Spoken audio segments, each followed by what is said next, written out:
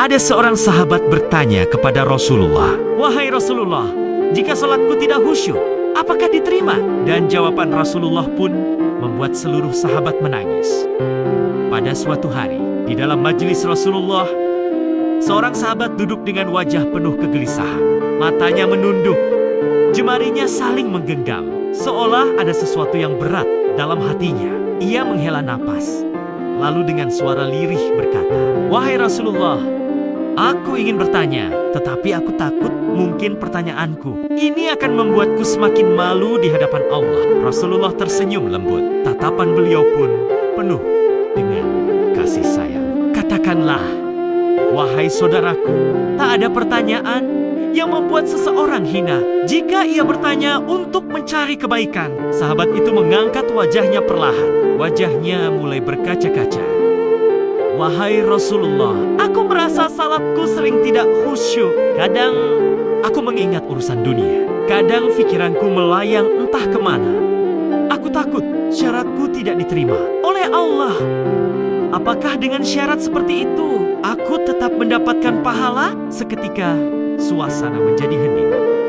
Para sahabat yang lain menunduk, merasakan kegundahan yang sama. Mereka tahu betapa beratnya pertanyaan itu. Namun yang terjadi setelahnya benar-benar tak terduga. Rasulullah tidak segera menjawab. Rasulullah menatap sahabat itu dalam-dalam. Lalu air mata mulai membasahi pipi baginda. Para sahabat pun terkejut.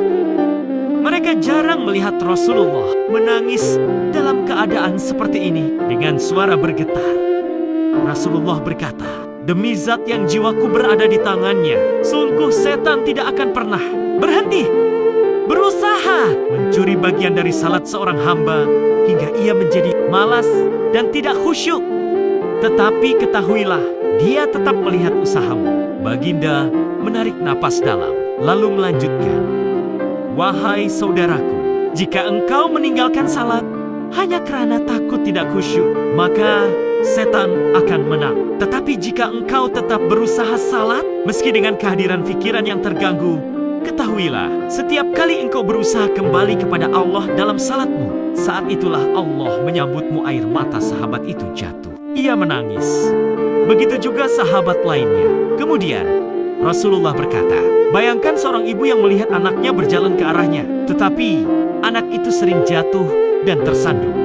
Apakah sang ibu akan marah? Tidak. Ia akan berlari menghampirinya, mengangkatnya, dan mendekapnya erat. Begitulah Allah. Ia lebih penyayang dari seorang ibu kepada anak."